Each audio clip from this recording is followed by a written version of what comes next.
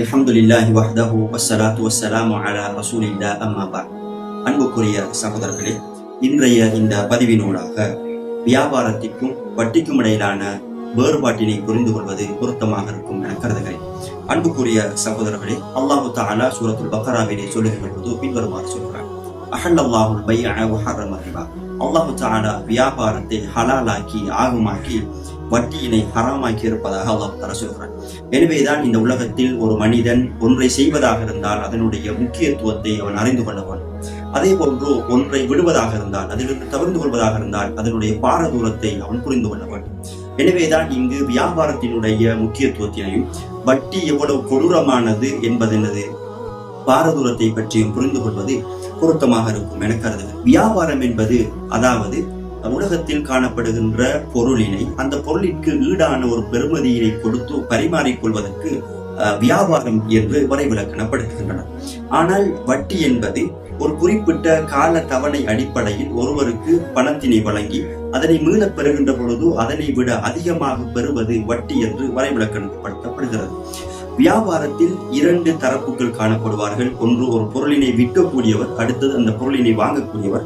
இவர்கள் இருவருமே பொருத்தத்தின் அடிப்படையில், இருவரும் பொருந்திக் கொண்டதன் அடிப்படையில் அங்கு ஒரு பொருளினை அல்லது ஒரு சேவையினை அல்லது ஒன்றின் பிரயோசனத்தை அவர்கள் பரிமாறிக் கொள்கின்றனர்.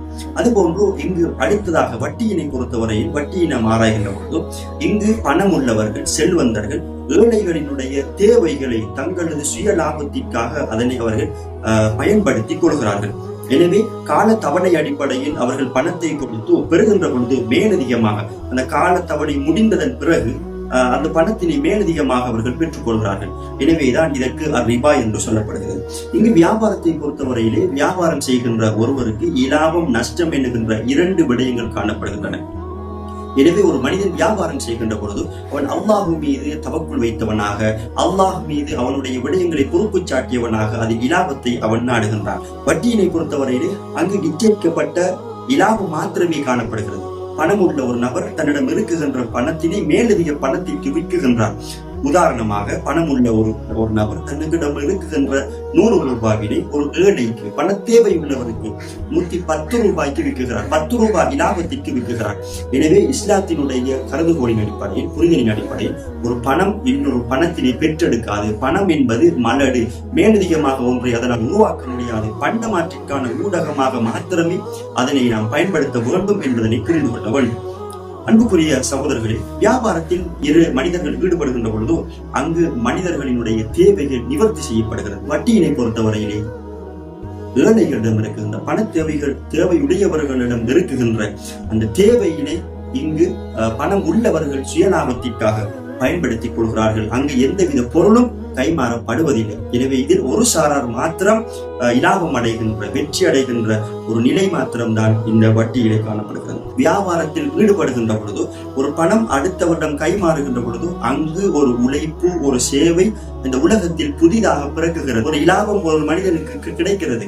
எனவே இந்த அடிப்படையில் வியாபாரம் அதிகமாக செய்யப்படுகின்ற பொழுது இந்த உலகத்திலே பொருளாதாரம் செழிப்படைகின்ற, பொருளாதாரம் அபிவிருத்தி அடைகின்ற நிலை உருவாகிறது. வட்டியில் ஒரு மனிதர் மாத்திரம் உழைப்பில் ஈடுபடுகிறார். அவருடைய உழைப்பும் பணத்தை வழங்கினவரால் உறிஞ்சப்பட்டுக் கொண்டிருக்கிறது. நாளாந்தம் இப்படி பணம் வட்டிக்கு விடுபவர்களால் உறிஞ்சப்படுகின்ற பொழுது அந்த கடனாளி, அந்த ஏழை நாளாந்தம் தொழில் முயற்சியிலிருந்து, உற்பத்தியிலிருந்து, உழைப்பிலிருந்து சோர்வடைந்து அவர் அத்துறையிலிருந்து விடுபடுகின்ற நிலை உருவாகிறது. எனவே இதனூடாக பொருளாதாரத்திற்கு மிகப்பெரிய பாதிப்பும் மிகப்பெரிய இழப்பும் ஏற்படுவதிலே நாம் அவதானிக்க முடியுமாக இருக்கிறது. அன்புக்குரிய சகோதரர்களே, வியாபாரத்தில் ஈடுபடுகின்ற பொழுது ஒரு மனிதன் மற்றைய மனிதனை சகோதரனாக காணுகின்றான். சகோதரனாக காண்டு அவருடைய தேவையினை நிவர்த்தி செல்வதற்காக, அவருடைய உள்ளம் திருப்திப்படும் வகையில் அநியாயம் இல்லாமல் சகோதரத்துவத்தை மையமாக வைத்து பரஸ்பர ஒற்றுமையோடு அவர்கள் பொருட்களை பரிமாறிக்கொள்கிறார்கள். அதற்கான பெருமதியினை அடுத்தவர் பெற்றுக் கொள்கிறார். ஆனால் இங்கு வட்டியினை பொறுத்தவரையில் வேறு வழி இல்லாமல் ஏழைகள் தங்களுடைய தேவைகளை நிவர்த்திப்பதற்காக செல்வந்தர்களிடம் பணத்தை பெறுகிறார்கள். நாளடைவில் கடன்கள் அவர்கள் அதிகமாகின்ற பொழுது அந்த கடனை மீளச் செலுத்திக் கொள்ள முடியாத நிலையில் அவர்கள் செல்வந்தர்கள் மீது கோபம் கொள்ளுகின்ற, விரக்தி கொள்ளுகின்ற, அவர்கள் மீது பொறாமை கொள்ளுகின்ற நிலை உருவாகிறது. நாளடைவில் வட்டியினை கட்டி அழுத்து போகின்றவர்கள் களவு, கொள்ளை, விபச்சாரம், எவ்வழியிலாவது பணத்தை உழைத்துக் கொள்ள வேண்டும் என்கின்ற நிலைக்கு அவர்கள் தள்ளப்படுகிறார்கள்.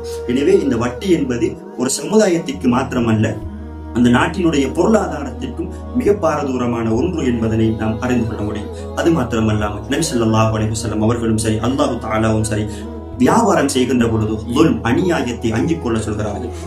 நிச்சயமற்ற தன்மை இல்லாத வியாபாரத்தில் ஈடுபட சொல்கிறார்கள். எனவே அங்கு அநியாயம் இழைக்கப்படுவதற்கு எவ்வித வாய்ப்பும் இல்லை. அப்படி அநியாயம் ஒரு வியாபாரத்தினூடாக இழைக்கப்படுமாக இருந்தால் அந்த வியாபாரம் இஸ்லாத்தில் ஆகுமானதாகவும் காணப்பட முடியாது. ஆனால் வட்டியினை பொறுத்தவரை அங்கு சுரண்டல், ஏமாற்றம், அநியாயம், இன்னொருவனுடைய உழைப்பை அநியாயமாக உறிஞ்சுகின்ற பகல் கொள்ளையாகத்தான் இந்த வட்டி காணப்படுகிறது என்பதனை நாம் அனைவரும் அறிந்து கொள்ள வேணும். அது மாத்திரமல்ல, அல்லாஹ் தஆலா இந்த உலகத்திலே பணத்தினை படைத்திருப்பது பண்டமாற்றிற்காகவும். எனவே இந்த பணம் சுழற்சி அடைகின்ற பொழுது, நாளாந்தம் சுழற்சி அடைகின்ற பொழுது இந்த உலகத்திலே செல்வம், பொருளாதாரம் அபிவிருத்தி அடைகிறது. எனவே இந்த வட்டியினூடாக, அதாவது ஏழைகளிடம் இருக்குகின்ற பணம் நாடாந்தம் உறிஞ்சப்பட்டு செல்வந்தர்களிடம் வந்து சேர்கின்ற பொழுதும் இங்கு இந்த பணத்தினுடைய சுழற்சி மட்டுப்படுத்தப்பட்டு ஏழைகள் தொடர்ந்தும் ஏழைகளாக வறுமை கோட்டிற்கு செல்கின்ற அதே நிலையில் பணக்காரர்கள் தொடர்ந்தும் பணக்காரர்களாக, செல்வந்தர்களாக உருவாகின்ற நிலையினை நாம் அவதானிக்க முடியுமாக இருக்கிறது. அன்புக்குரிய சகோதரர்களே, இந்த உலகத்தில் யார் ஒருவர் வட்டியினூடாக 1 ரூபாய் பணத்தினை உண்ணுகிறாரோ அந்த குற்றமானது அல்லாஹ்விடத்தில் ஒருவர் 36 தடவைகள் விபச்சாரம் செய்ததற்கு ஈடானது என்ற செய்தியினை நம்மால் காண முடிகிறது. அது மாத்திரமல்லாமல் அந்த தண்டனையில் மிக குறைவானது ஒரு மனிதன் தன்னுடைய தாயோடு விபச்சாரம் செய்வதற்கு ஈடானது என்கின்ற செய்தியினை நாம் காண முடியுமாக இருக்கிறது. அன்புக்குரிய சகோதரர்களே, அல்லாஹ் தஆலா இந்த உலகத்திலே ஹலாலான விடயங்களை ஈட்டுவதற்கு பல வழிகளை ஏற்படுத்தி தந்திருக்கிறார். எனவே அல்லாஹ் தஆலா அனுமதித்த இப்படியான வியாபாரத்தினூடாக ஹலாலான பொருட்களை நுகர்ந்து எமது வாழ்வை சீரமைத்து சுவனத்திற்குரியவர்களாக ஆகுவதற்கு எல்லாம் வல்ல அல்லாஹ் அருள் புரிவதோடு மிக பாரதூரமாக தடை செய்யப்பட்டிருக்கின்ற அல்லாஹ்வோடும் தூதரோடும் யுத்தம் செய்வதற்கு, யுத்த பிரகடனம் செய்வதற்கு தயாராகின்ற ஒரு செயலாக இருக்கின்ற இந்த வட்டியிலிருந்து முற்றுமுழுதாக விலகி எம்மையும், எமது குடும்பத்தையும், எமது நாட்டையும், எமது நாட்டினுடைய பொருளாதாரத்தையும் முன்னேற்றுவதற்கு நாம் அனைவரும் ஒத்துழைக்க வேண்டும். அல்லாஹ் தஆலா எனக்கும் உங்களுக்கும் அருள்பாலிக்க வேண்டும் என்று வேண்டி எனது இந்த உரையினை முடித்துக் கொள்கிறேன். வஆஹிரு தஅவானா அல்ஹம்துலில்லாஹி ரப்பில் ஆலமீன். வஸ்ஸலாமு அலைக்கும் வரஹ்மத்துல்லாஹி வபரகாத்துஹு.